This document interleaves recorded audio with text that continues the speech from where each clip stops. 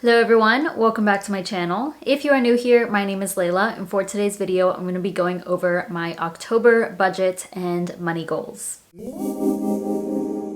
Quarter four of 2023, which I know I say it in every monthly update video, but 2023 has just flown by. I don't know, I just can't believe it. We are here to talk about first I'm going to go over a couple of money goals that I have for October, and then I'm going to run through what I expect to earn in October as well as my budget. So let's go over the financial goals that I am setting for October. As the year has gone on, these goals have become harder to set. Earlier in the year, it was much bigger things like maxing out my Roth IRA and putting a certain amount to my Roth IRA or putting a certain amount to my debt. But now I'm focusing mainly on one goal right now, one savings goal. But there's also a couple of other things sprinkled in there. So it's a little bit harder to make these. But the first goal that I set is to put at least $2,000 to my 2024 Roth IRA sinking fund. This was not something I expected to be able to do in 2023. This also wasn't something I was planning. Once I knew I could do it, I was like, no, I don't really want to. I think I'll just save it for 2024. But I think it's a good idea to just go ahead and save a lump sum of $7,000 is my goal here. I don't know 100% yet if the Roth IRA contribution limit is going to be $7,000 for 2024, but that's what I'm going to save in the sinking fund.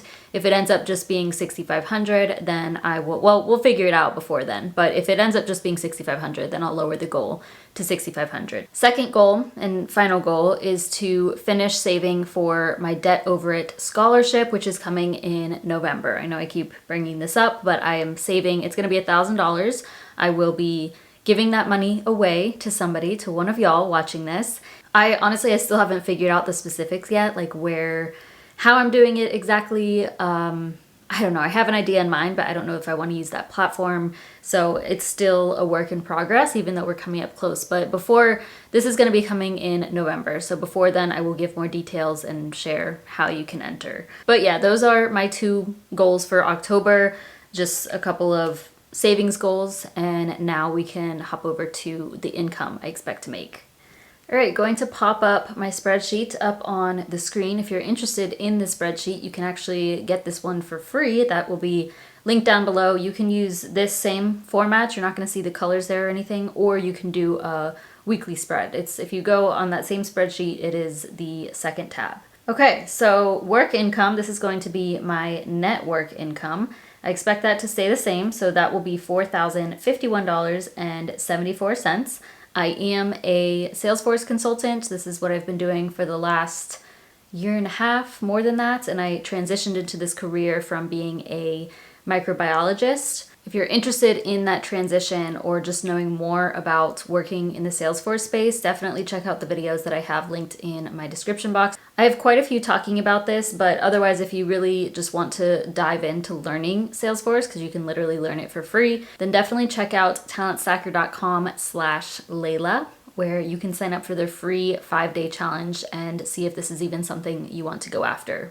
Yeah, I always like to plug that here because that program is how I made my career transition. Next would be my business income. This is gross earnings. And I put this at $3,000, but as I always do for these videos, this is actually business income and other income, or I call it extra income usually, combined. So I didn't put anything for other income. I think I should make at least $3,000 between the both of them. I think for October it will be a little bit more, but I prefer to use more conservative numbers so I can just play it safe with my budget. So we're staying with the $3,000 for the both of those.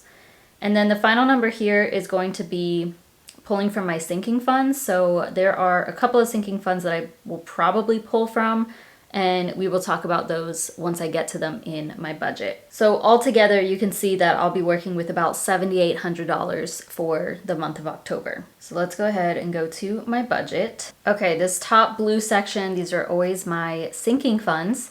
First up is my taxes sinking fund. I do have to set money aside from my business income to pay quarterly estimated taxes. For October, I'm expecting about $500. I've been investing a lot more back into my business, so I haven't had to save as much for taxes. because I write all those things off. And yeah, I think 500 should be good. As I always say, this could be more, this could be less. It doesn't, it just depends on what I end up earning. Next, gift sinking fund. This always gets 75. Car/car maintenance, this is at 100. Car insurance, 100. Beauty sinking fund, 75. Debt over grant sinking fund, so this is what I was talking about. It's a debt over grant / scholarship. I still don't really know what to call it, but the rest of that I need 1,000 there, and I've already put in 550, so this is going to be 450 for October. And then next is my Roth IRA 2024 sinking fund. I said I want to do at least 2,000, but based off of, I plugged in all my numbers and I still had some extra cash, like leftover money at the end of the month. So I put this at 2,300. So basically just prioritizing this sinking fund, this goal. And if I'm able, I want to do at least 2,000, but if I have extra cash in the month, then it's going to go to this as well. And I think that will be like 300, 400. So 2,300 it is. And then final thing here is actually my furniture sinking fund, but I ended up putting this down to 0 because I don't think I'm going to continue adding to it for a couple of reasons. So first of all, I think 6,000 will be enough for everything. Like I already have, I've already decided for the most part the things I want to purchase. Granted, I don't know. So the two largest items, the couch and our bed, and like bed set, I haven't decided on that. Or we haven't, I guess I should say. We have to go to like furniture stores and mattress stores to feel these things, you know? Like I want to lay down on a mattress before I purchase it, or sit on a couch before I purchase it. Those are two really big ticket items that I don't know how much those will cost, but I think 6,000 as a whole is going to be enough. I also don't want to continue contributing to the sinking fund, at least not in October, because I might purchase some furniture in October. And I know that kind of goes against my no spend here, but the main thing is that we really want a new kitchen table. I brought the one from my apartment. It only seats 2 people.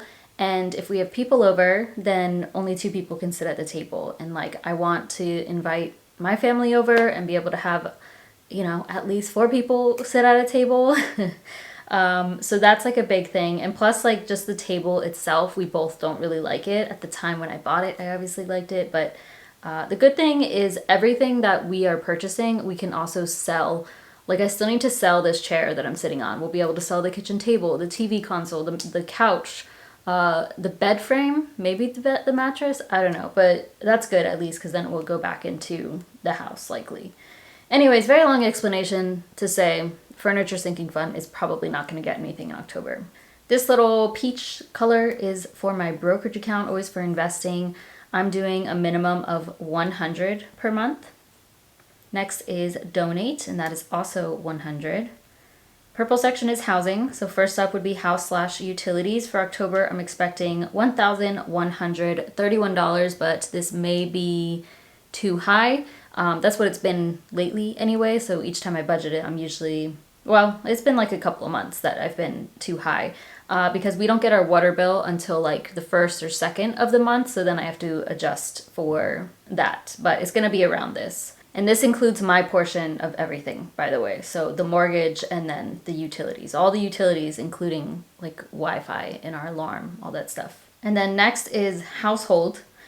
So these are typically things like cleaning stuff, cleaning supplies, detergent, but I'm also including like furniture in here. So October, I did put this at 600 because like I said, we might purchase the table. We would be splitting the cost of like anything that we purchase furniture wise. We're for the most part going to be splitting if it's something that's like shared. So I think 600 will be good. And if I do end up purchasing $600 worth of furniture, then I would pull from my sinking fund. So that is where the $600 comes in from the sinking fund income at the beginning. Orange section is for food. So first up is groceries. My budget there is 400. And then food out, I'm gonna put at 75. I think that should be okay. Next is gas for my car. Put this at 60. I think that should be okay. I did go over in September, but it was kind of just the way the month fell, a lot more driving. And just like the timing of when I got gas, I think I got it like right at the beginning and then more recently.